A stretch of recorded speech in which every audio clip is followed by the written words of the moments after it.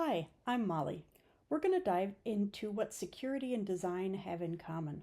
What we uncover may be really helpful to you as you're thinking through security and design in your open source projects. Both security and design are powerfully shaped by human laziness, or if we want to put a more positive spin on it, efficiency. We need to accept that people behave how they behave. This post-it note with passwords on it might be completely safe or safe enough for some people. For example, if they work from a secure home office, nobody is likely to get physical access and they don't know how to use a password manager and are going to mess it up. This might actually be pretty decent. This, on the other hand, especially if the computer is not in a private place, might be a big problem. And if we see something like this, the same post-it note in a snack box, is this a snack box that everybody can access, or is this one person's private stash? When we look at this gate and ask, is this well designed? That's not really a question we can answer without knowing a bit more about the situation. What's it supposed to be doing? And also, what does the context around it look like? If the context around it looks like this, with no fence, then the gate isn't really doing the job that a gate needs to do.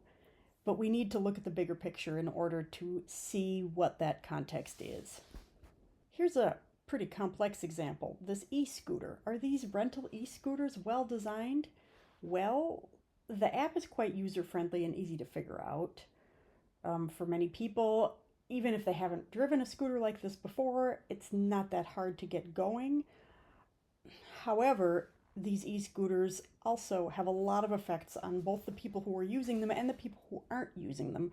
Ripple effects that might cause folks to say that the scooters are not well designed.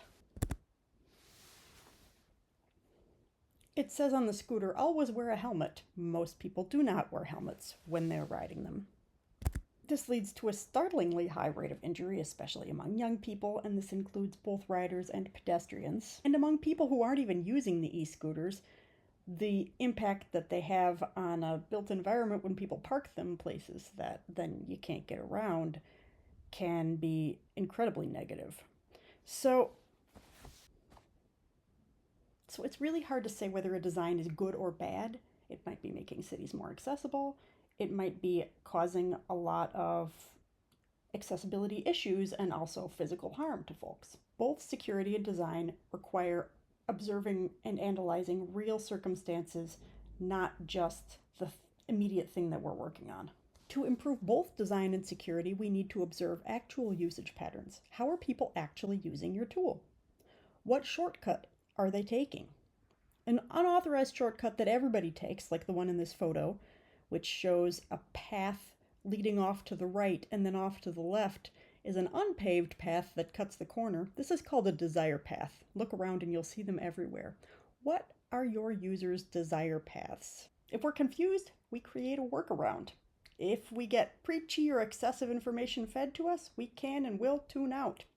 So design choices and ignoring the desire paths that people are actually taking, this can and does cause security issues. We want to make the optimally secure choice also the easy choice. In both security and design, don't fight human behavior. Channel it. This is why we teach design methods to help you think through security.